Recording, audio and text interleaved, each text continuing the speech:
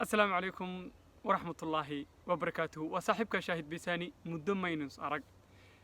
إن رمضان كأيا لسكو ديارين يي رمضان كمان تكلبر يوم ريا هدي أصوصونتي الله كأقبله هدي هذا السو مني واحد كود داشا بشاني إن أتكفى إيدي ستيد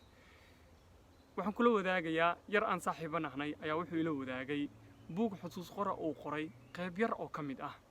inta yariista ahayd baan rabaa inaan kula wadaago laga yaabaa in macnaha diiniyadaadu ay wax kale soo galaan horta wuxuu ku bilaabay wuxuu uu yiri habeenada kamid ah roob ayaa da'ay guryaha gudaha markii roobka uu da'o guduhu kuleel weeyay laakiin banaanka dabeel ayaa ka dhacda qof walba wuxuu jecelaysanayaa banaanka inuu seexdo jodorigiisa ayuu soo qaatay banaanka ayuu siziyeeri ku xirtay halkii buu galay idaacaddu daartay barnaamij baa dhamaaday barnaamij kale waxa soo galay muusig ah kadib wuxuu damcay inuu isku damiyo laakiin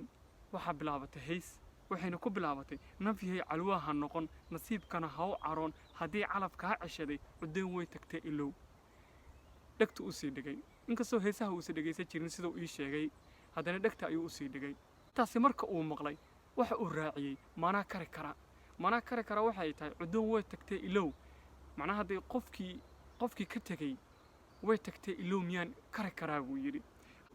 hadalka uu sii wato waxa uu yiri waa erayo run iyo xaqiiq ku qatamo balse aan agteeda laga soo dhaweynayn maqalkooda waayo sida qaalibka ah naftu ma jecla inay run sida u qaraar maqasho ama dhadhamiso waxayna isku daydaa inay ka warwareegato inta ay ka warwareega karto waayo markii run lagu sheegayo oo lagu dhahayo run weey waxaasi waxa laga yaabaa in waxaasi aadan aqbalin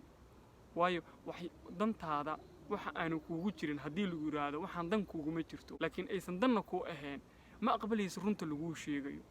dhibaato walba aad xataa la kulmaysid indhahaagu waa xiran yihiin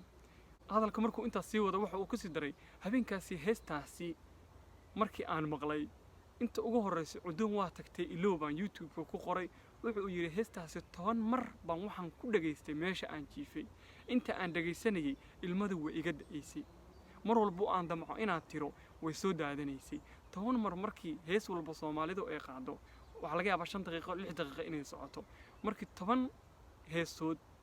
ay 5 daqiiqo soconayso waa ku dhawaad 50 daqiiqo ama hal saac ku dhawaad wuxuu yiri hal saac baan dhageysanayay heestaasi habeenkaasi waxa ka sii darneed buu yiri anigoo aan ilaaway oo habeenkii iska seexday ayaan kadib anoo bas soo raacay waxaan hal mar dhagayga ku soo dhacay isla heesti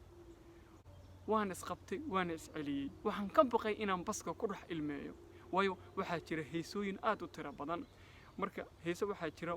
uu alifay qof abwaan ah iyo heeso waxa jira taariikh dhab ah laga alifay heesaha taariikhda dhabta laga alifay waxa laga yaabaa inay ku taabtaan markii aad dareentid qaabka u socdaan iyo qaabka ahaa jirtay adigu shakhsiyadaada iyo qaabka qofkii markaas nolosha aad isla wadaagteen aad macnaha ay isku soo ekaanayaan wuxuu yiri baska inta joojiyaan ka dagay meesha aan rabay ma ahayna meel kale aan uga dagay waxa uu yiri heestu waxay dib iigu celinaysaa mar walba xusuuso horay aan uga soo gudbay oo aan u haystay inaan hilmaamay waxayna soo fogaysaa xasuus qalbiga bartankiisa ku aasnaa oo markaan isiri qalbiga dadku waa sida dhulka oo kale oo wax baa lagu aasaa waxa uu leeyahay qabuuro lagu duugo xusuusta iyo dhacdooyinka waayaha nolosha kuwaasoo haddii la taabto u qarxi kara sida bambooyinka dhulka ku aasan oo kale waayo markii xasuusooyinkaaga hore qof kugu dhaga hadlo ama qofku soo xasuusiyo ama macnaha meel aad wax uun ka maqashid waxa laga yaabaa haddii aad ahayd qof macnaha dareen dhab ah qof u soo qaaday in wadnuhu hiiq uu yiraahdo ama wax uu dareemo hadalka waa si wato wuxuu ku soo gabagabeeyay in yaroo murti ah oo oranaysa marna waxaan hablaha qiroon qosol beena laba roga qalbi nabar ku yaalaan qaboobine qofac iyo galgacal baan qarsoomine qoto dheer soo korodh igu qarax jaceelkii waxaad qaban samooyaane su'aal ayuu raaciyay waxaad qaban samooyaane marka intaas markaan aqriyay waxaan niyadeedu ku soo dhacday intaan yiriista haddii aad ka heshay ka waran waxyaabaha kale oo dhan ee qaaska u ah haddii uu kula wadaagi lahaa maxaa niyadaada ku soo dhici lahaa maxaase dareemi lahayd